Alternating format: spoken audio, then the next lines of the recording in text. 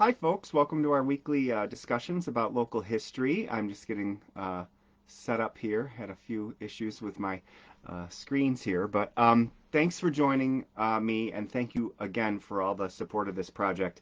Getting some great feedback and a lot of great questions from previous videos. Again, just please remember that if you don't like Facebook and or Facebook's not the mode of your preferred mode for getting these videos, we also are on YouTube. So just under my name, Robert Lowell-Goller, and I post these videos as soon as I can after we've gone live.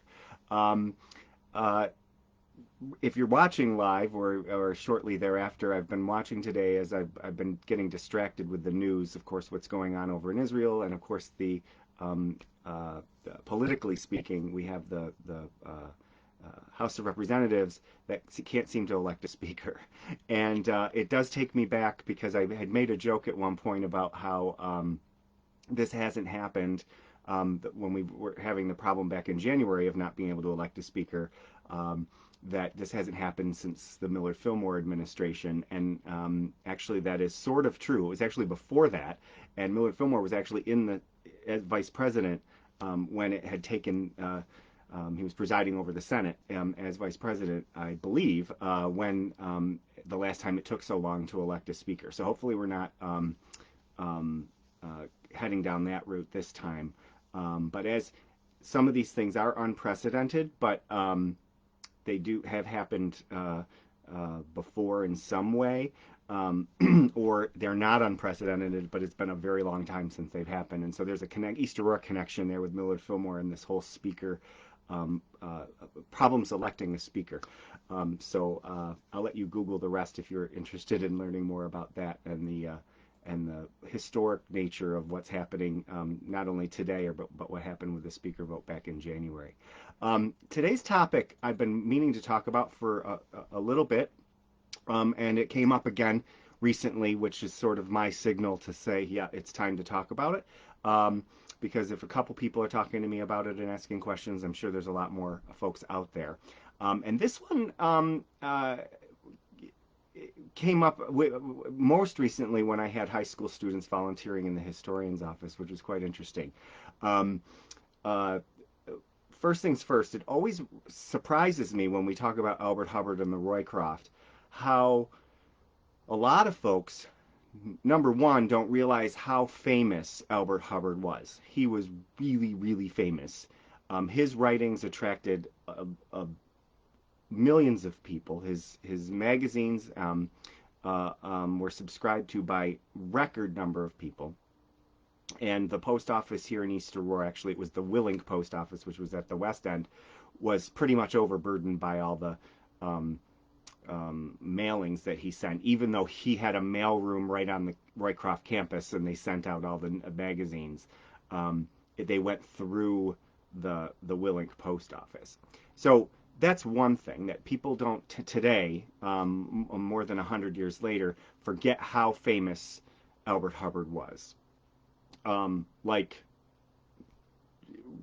it's hard to put in perspective, but Oprah Winfrey sort of famous, Taylor Swift sort of famous maybe, but people were following him and hanging on the words that he wrote in his magazine, and he had a huge following. Second, people today, and it's hard to put in perspective, how controversial he was. Today we look at him as the founder of the Roycroft and this arts and crafts movement that has a certain look to it. It's very attractive to people. The Roycroft color scheme, the furniture, that sort of philosophy. And we tend to forget the controversies that ensued from him. Mainly, he had some pretty wild and progressive ideas for the day.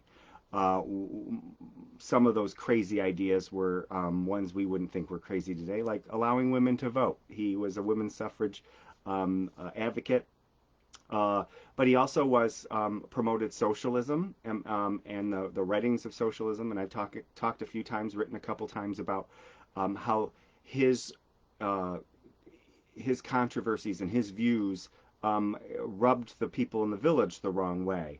And so the village folks here in East Aurora didn't necessarily get along with him, and they thought he was way too progressive. Socialist. He was a prohibitionist. He did not want alcohol. He went against the churches. In his writings, he had a lot of controversial views that you can look up. Um, and it will take a while to read through all his controversial views. So we forget that. We talk about Elbert Hubbard in this, how he brought fame to East Aurora and his part in the role of the arts and crafts movement, but we forget the role he had mostly through his writings and his lecture tours, aside from the arts and crafts style, but the political movements that he was part of. And we forget those controversies, both here in East Aurora and across the board. One of those controversies led to what this discussion was recently that I had with the high school students and other folks. But the high school students, just to kind of take you there, they were volunteering in the office as part of the community service day, and they got distracted with some of the things we were looking through, which I encouraged because they were looking through old articles and old books, and one of the students came across an article about Elbert Hubbard and his political views, as well as the affair that he had with Alice on his first wife Bertha, and that extramarital affair actually was what I think turned a lot of folks here in East Aurora against him. Finally, they had just had enough. I mean, this man was weird by the standards of the day. He had long hippie hair before the 1960s and 1970s. So he's walking around with this long hair tied back with a shoestring, and then had these pretty progressive, wildly progressive in some instances views. And then that whole episode where Bertha left and actually filed for divorce. Bertha filed for divorce against Elbert, and then Alice was brought in on it. And then having children with both women, people were just kind of done with him, and there's a lot of evidence of that in the local media and local letters and things. So he was very controversial, and that was 1904. Well, he had given his fame and given how much of a following he had, and his views being extremely progressive, he upset a lot of people, and he was actually a target of a lot of folks who thought of his views as dangerous. The socialist views that he promoted, Robert Ingersoll, some of the other authors that he wanted to bring into the village library, that was refused, but he also wrote a lot about. So there was, you might have heard about, and the students, this is what, when we were talking about this with the students and their community service day, was they didn't know any of this about Elbert Hubbard. They knew that he had founded this campus, and they knew the furniture and the art, but they didn't know the political side. So we got to talking about it, and it really did fit into some of the history, American history, that they were talking about, World War I and that sort of thing. The late 1800s. And so one of the things we got to talking about was what you might have heard of lately is what was known as the Comstock Law. And so you might have heard that Elbert Hubbard actually almost did not go on the Lusitania, which was torpedoed and sank, and it ultimately cost him and his wife Alice's life in 1915. He almost did not go on that trip because he had a felony conviction, and he needed to get a pardon from the President of the United States. And President Wilson did give him that pardon. But what we often forget about is why he had this felony conviction that led to the fact that he needed to get a pardon to go on the Lusitania to begin with. And what happened is that in 1912, Elbert Hubbard was indicted on 6 counts of violating federal law. And part of those laws were what was known as the Comstock Law. And those were approved in 1873, and they were named after Anthony Comstock, which I found was interesting, was not a lawmaker. He wasn't in Congress. He was an agent of the U.S. Postal Service, and he was what they called an anti-vice crusader. He didn't think he was against drinking. He was against um, smoking, all these things, abortion, especially contraception. So he encouraged the passage of laws that not only made the acts illegal, but also forbade people from even talking about them. Well, there was a little problem there because the First Amendment guarantees, for the most part, that people have the right to talk about things, that free speech. So, as a Postal Service agent, he found sort of a little loophole. So, it wasn't illegal to be able to say something, or and in many cases do something, but when it involved the post using the postal service, that's where the line was drawn. So the Comstock law made it illegal to mail contraception, anything that could be used in the aid of an abortion, among many other things. But it also prohibited any written material that promoted those things. So, this is where Elbert Hubbard comes into play, because when he, of course, had this famous magazine called The Philistine, and he wrote in one of the magazines a joke about contraception. Today, I'm not even going to read, you can look that up, I'm not even going to read what the joke was, because most people, even myself, it took a while to figure out what it meant. It would not have even raised an eyebrow today. But back then, he was brought up on charges for sending indecent material through the mail. So him actually writing it and printing it in his magazine wasn't the illegal part. It was the actually sending it in the mail, which is what got him. Now, people could have done this, and people did send stuff through the mail that was not, not prosecuted at all. But Elbert Hubbard had a target on his back because a lot of people were concerned about him. He was dangerous because he had socialist views, had very progressive views, and he had an audience that was a huge audience that was listening to what he had to say. So his critics were just looking for anything, this is my opinion, looking for anything to get him. And so this was it. So they brought up charges that ordinarily from anyone else, if you or I back then, wrote a letter to our friend, making the same joke and sending it to our friend, no one would even know it existed. But because he put it in his magazine that got a huge following, that's what they got him on. So he's brought up on these charges. He actually pleads guilty to breaking this law. Part of those indictment had its roots in the Comstock law. And so he pleaded guilty, and so he had this guilty plea on his, this conviction on his record. So when he went in 1915 to go get a passport, which would have been routine, to go over to Europe, he couldn't get his passport. And so he had to go, actually he went all the way up to President Wilson, who granted him a pardon, which cleared his record, and then he was able to get the passport.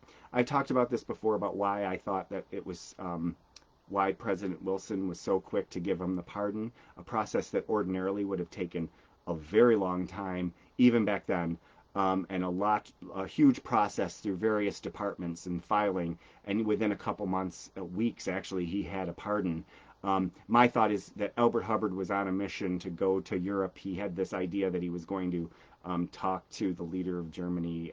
I don't know if that's true, but he had influence, and I think the U.S. government, the President of the United States, saw that influence and wanted to let him go and report on, and maybe thought that he could actually prevent us from entering World War I, which is what Elbert Hubbard was trying to, that's what he said publicly, that's what he was trying to do.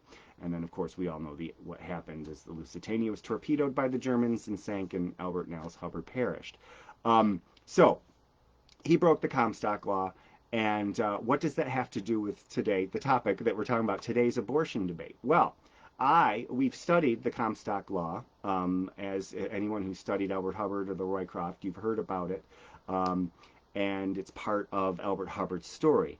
Well, I was reading recently, past few months, in the newspaper about the current abortion debate, and the Comstock law came up, and of course my ears perked up as I was listening to the news and reading about it.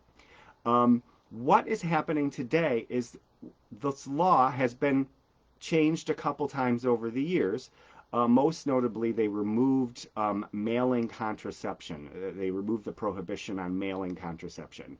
But the law is still on the books. And the part about abortion was actually ignored after Roe v. Wade, because Roe v. Wade, of course, guaranteed a right to an abortion with limitations nationwide. So that part of the law was generally ignored.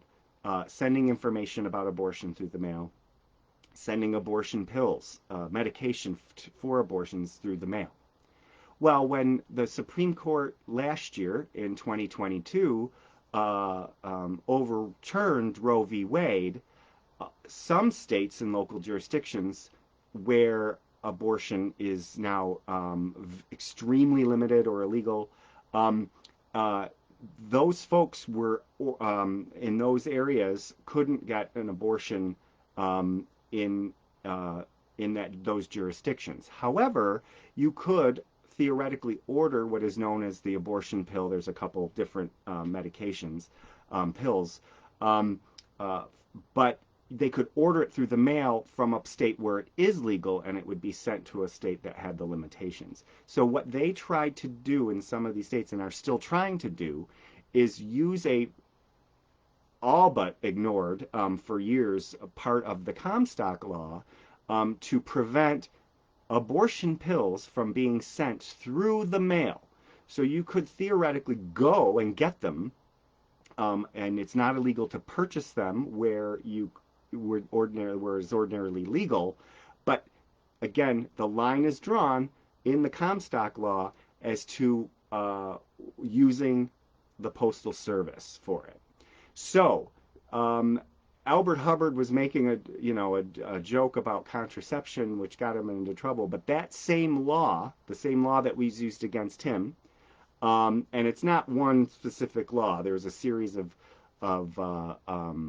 laws that followed. That there's one Comstock Act, but there are a lot of other acts and laws of the same variety that had been approved in the late 1800s. Still on the books that are being used. So the same law that was used to convict Elbert Hubbard of sending inappropriate materials through the mail is being used today in an attempt to prevent abortion pills from being sent over state lines using the mail. So that law is still on the books, and that's the connection, albeit a thin line connection between Elbert Hubbard and the current abortion debate. But when you hear the Comstock law being talked about in present day terms, know that's the law that was impacting Elbert Hubbard and his fight against what you'd call the morality police back then, to prevent him from speaking in satirical terms and as a joke about a very important topic in that day. But the morality laws that were put on the books that Elbert Hubbard got wrapped up in are still on. Some of those are still on the books today, even though they've been ignored, and they're being brought back up again. So that was something that I had talked about with the students as we were talking about Elbert Hubbard's impact on the laws, on how we live, and the political debate. And I will tell you, I was kind of nervous as the students were asking questions. They were seniors, high school seniors, because it is a sensitive topic. But the students, when it came to discussing the politics of this, are much more mature than we give them credit for sometimes. So it was a very, very good discussion, and we made the connection between the late 1800s and early 1900s morality laws and what's happening today, and East Aurora's connection to it. So it was a really interesting way to connect local history, Albert Hubbard and the Roycroft, to the broader picture, both late 1800s and what's happening today. So it was quite interesting to make all those connections with history. So that's Elbert Hubbard's connection to the current abortion debate, or at least a part of the current abortion debate. I will put a article. It's an old article from April from CNN. I'll put that in the comments that explains a little bit more about what's happening current day regarding this Comstock law. But I found it very fascinating, and to know that Elbert Hubbard was part of that over 100 years ago. So, again, thanks for listening. And again, this topic came up just like most of them do. I think next week we might talk about Halloween a little bit as we get closer to Halloween, and then we've got some politics and election coming up. But please send along your ideas. I've got some great ideas from y'all. And if you like what you're listening to or seeing, please share, like, follow, whether you're on YouTube or on Facebook. That helps too. And again, your comments are always welcome. Thank you, as always, for keeping history alive, and we'll see you next time. Thanks.